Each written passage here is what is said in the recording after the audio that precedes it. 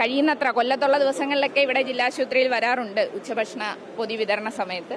ഓണത്തിന് ഞങ്ങൾ വർഷങ്ങളായി സദ്യയാണ് കൊടുക്കുന്നത്, ഉത്രാടത്തിനും കൊടുക്കും. അത് UDF പൊതുവെ അങ്ങനെയാണ്. ആദ്യം ബസ്സിൽ സൗജന്യം പറഞ്ഞിട്ട് പിന്നീട് ബസ്സിൽ കയറുന്ന സ്ത്രീകളെ ആക്ഷേപിച്ചുകൊണ്ട് ഗതാഗത മന്ത്രി പറഞ്ഞല്ലോ. അതുപോലെ തന്നെ വീട്ടമ്മമാരുടെ പെൻഷൻ വേണ്ടെന്ന് വെച്ചല്ലോ. തിരുവോണ നാളിലും ഉത്രാട നാളിലും എല്ലാം ഈ ആശുപത്രിയിലെ രോഗികൾക്കും കൂട്ടിരിപ്പുകാർക്കും ഒപ്പം ഞങ്ങളുണ്ട്. ഡിവൈഎഫ്ഐയുടെ ഹൃദയപൂർവ്വം പദ്ധതി അത് ഇടതടവില്ലാതെ ഇങ്ങനെ തുടരുകയാണ്. ഉത്രാട ദിനത്തിൽ കൊല്ലം ജില്ലാ ആശുപത്രിയിൽ ഡിവൈഎഫ്ഐ ഇന്ന് പൊതിച്ചോറല്ല, പകരം സദ്യയാണ് നൽകുന്നത്. ഈ ഓണവുമായി ബന്ധപ്പെട്ട് ഇനി അങ്ങനെയുള്ള ദിവസങ്ങളിൽ സദ്യ നൽകാനാണ് ഡിവൈഎഫ്ഐയുടെ തീരുമാനം. എന്തായാലും കൊല്ലം ജില്ലാ ആശുപത്രിയിൽ നിരവധി ആളുകളാണ് ഈ ഉത്രാട ദിനത്തിൽ സദ്യ കഴിക്കാൻ എത്തിയിരിക്കുന്നത്. ഡിവൈഎഫ്ഐയുടെ സംസ്ഥാന പ്രസിഡന്റ് ചിന്താ ജെറോം തന്നെ ഇവിടെ സദ്യയ്ക്ക് മേൽനോട്ടം വഹിച്ച് ഉപ്പേരിയൊക്കെ വിളമ്പി നിൽക്കുന്നുണ്ട്. ചിന്ത, നമ്മൾ ഈ പദവിയിലെത്തിയതിനു ശേഷമുള്ള ആദ്യത്തെ ഒരു പൊതുപരിപാടി കൂടിയാണ് ഇന്നത്തെ ഈ ഓണസദ്യ എന്ന് പറയുന്നത്. പ്രത്യേകിച്ച് കൊല്ലത്ത് ജില്ലാ ആശുപത്രിയിൽ നൽകുമ്പോൾ നമ്മളെ സംബന്ധിച്ച് സ്പെഷ്യൽ കൂടിയാണ്. അല്ല, അങ്ങനെ ഒരു വ്യത്യാസമൊന്നുമില്ല. പണ്ട് തൊട്ടേ ഡിവൈഎഫ്ഐയുടെ പ്രവർത്തകയാണ്, എല്ലാ തവണയും ഇവിടെ ഉണ്ട്. കഴിയുന്നത്ര കൊല്ലത്തുള്ള ദിവസങ്ങളിലൊക്കെ ഇവിടെ ജില്ലാശുപത്രിയിൽ വരാറുണ്ട് ഉച്ചഭക്ഷണ പൊതി വിതരണ സമയത്ത്. ഓണത്തിന് ഞങ്ങൾ വർഷങ്ങളായി സദ്യയാണ് കൊടുക്കുന്നത്, ഉത്രാടത്തിനും കൊടുക്കും.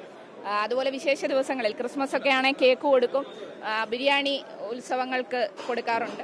അപ്പൊ ഇന്ന് സദ്യ കൊടുക്കുന്നു. അപ്പം ഇത് നമ്മൾ തുടർന്നു വരുന്നൊരു കാര്യം ഇന്നും ചെയ്യുന്നു. വലിയ സന്തോഷമാണ്. ഈ പ്രാവശ്യം ഒരു ഉത്തരവാദിത്തത്തിൽ കൂടി ഉണ്ട്, സംഘടനയുടെ മൊത്തം ഉത്തരവാദിത്തമുള്ള ഒരാൾ കൂടിയാണ്. അത് പ്രത്യേകിച്ച് സന്തോഷം വർദ്ധിപ്പിക്കുന്നു. സന്തോഷമാണ്. നേരത്തെ ജോയിന്റ് സെക്രട്ടറി ആയിരുന്നു, ഇപ്പൊ പ്രസിഡന്റായി. എല്ലാവരും ഒരുമിച്ചാണല്ലോ ചെയ്യുന്നത്, വ്യക്തിപരമല്ല. ഇതിനിടയ്ക്ക് ചില വിവാദങ്ങളൊക്കെ ഉണ്ടായി, അതിൽ ഫേസ്ബുക്കിൽ ചില പ്രതികരണങ്ങൾ നടത്തുകയും ചെയ്തു. ഇങ്ങനൊരു അവസരത്തിൽ അതിന് മറുപടി പറയണ്ടല്ലോ. അത് ഞാൻ ഫേസ്ബുക്കിൽ കുറിച്ചിരുന്നു. അദ്ദേഹം യൂത്ത് കോൺഗ്രസിന്റെ മാത്രം മന്ത്രിയല്ല, കേരളത്തിന്റെ ആകെയുള്ള മന്ത്രിയാണ്. അപ്പോൾ അദ്ദേഹം ആ ഒരു ഭരണഘടനാ സ്ഥാപനത്തിൽ ഇരിക്കുമ്പോൾ അദ്ദേഹം ഇതുപോലെയുള്ള തീരുമാനങ്ങളെ സ്വാഗതം ചെയ്യേണ്ടതാണ്. ആദ്യം സ്വാഗതം ചെയ്യുന്നത് പോലെയൊക്കെ സംസാരിച്ചു, പക്ഷെ പിന്നീട് ഒരു പരിഹാസമുണ്ടായി. അത് അദ്ദേഹത്തിന്റെ ഉള്ളിലെ പുരുഷ മേധാവിത്വ സ്വഭാവം അവസാന വാക്കുകളിൽ അങ്ങ് പുറത്തു വന്നു. അത് UDF പൊതുവെ അങ്ങനെയാണ്. ആദ്യം ബസ്സിൽ സൗജന്യം പറഞ്ഞിട്ട് പിന്നീട് ബസ്സിൽ കയറുന്ന സ്ത്രീകളെ ആക്ഷേപിച്ചുകൊണ്ട് ഗതാഗത മന്ത്രി പറഞ്ഞല്ലോ. അതുപോലെ തന്നെ വീട്ടമ്മമാരുടെ പെൻഷൻ വേണ്ടെന്ന് വെച്ചല്ലോ. അപ്പോൾ ഒരു സ്ത്രീവിരുദ്ധ സമീപനം പൊതുവെ വലതുപക്ഷ രാഷ്ട്രീയത്തിന്റെ ഒരു സമീപനം UDF ഗവൺമെന്റിനുണ്ട്. അതാണ് ആദ്യം അദ്ദേഹം അഭിനന്ദിച്ചിട്ട് പെട്ടെന്ന് അദ്ദേഹം ഒരു പരിഹാസം അവസാനം പറഞ്ഞത്. നമ്മൾ ഓണം മൂടിലാണ്. അപ്പൊ നാളെ ഇതേപോലെ സദ്യ ഉണ്ടാവുമോ? പിന്നെ നാളെ സദ്യയുണ്ട്. സദ്യക്കുള്ള ഒരുക്കങ്ങളെല്ലാം ഞങ്ങൾ ചെയ്തു കഴിഞ്ഞു. തിരുവോണ നാളിലും ഉത്രാട നാളിലും എല്ലാം ഈ ആശുപത്രിയിലെ രോഗികൾക്കും കൂട്ടിരിപ്പുകാർക്കും ഒപ്പം ഞങ്ങളുണ്ട്. ഡിവൈഎഫ്ഐ എന്തായാലും ഡിവൈഎഫ്ഐയുടെ സദ്യ നാളെ ഉണ്ടാവും. തിരുവോണ ദിനത്തിലും ഈ രോഗികൾക്കൊപ്പവും കൂട്ടിരിപ്പുകാർക്കും ഒക്കെ വേണ്ടിയുള്ള സദ്യ ഡിവൈഎഫ്ഐ ഒരുക്കുമെന്നാണ് പറയുന്നത്. അവരുടെ ആ ഹൃദയപൂർവ്വം പദ്ധതി ഇങ്ങനെ തുടരും. ചേച്ചി, നമുക്ക് ഈ ആശുപത്രിയിലേക്ക് വരുമ്പോഴേ ഇങ്ങനെയുള്ള ഭക്ഷണമൊക്കെ വലിയ ഉപകാരമല്ലേ? വലിയ ഉപകാരമാണ്.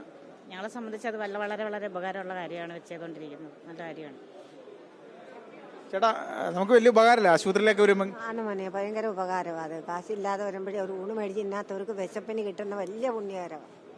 ആളുകളെ സംബന്ധിച്ചൊക്കെ അവർ വലിയ സന്തോഷത്തിലാണ്. കാരണം ഇങ്ങനെ ആശുപത്രിയിലേക്ക് വരുന്നൊരു ഘട്ടത്തിൽ പ്രത്യേകിച്ച് വീട്ടിലൊക്കെ ഓണം ആഘോഷിക്കേണ്ട പല ആളുകളും ആശുപത്രി കേസുമായി ബന്ധപ്പെട്ട് ഇങ്ങോട്ടേക്ക് വരും, കൂട്ടിരിപ്പുകാരായിട്ടുണ്ടാവും. അവരെയൊക്കെ സംബന്ധിച്ച് ഇങ്ങനെ ഒരു ഓണം മൂഡിലേക്ക് വരാനും ഓണസദ്യ കഴിക്കാനും ഒക്കെ ഉള്ളൊരു അവസരം കൂടിയാണ് ഡിവൈഎഫ്ഐ ഈ ഓണസദ്യയിലൂടെ ഒരുക്കുന്നത്. കൊല്ലത്തുനിന്ന് AV ജയശങ്കർ.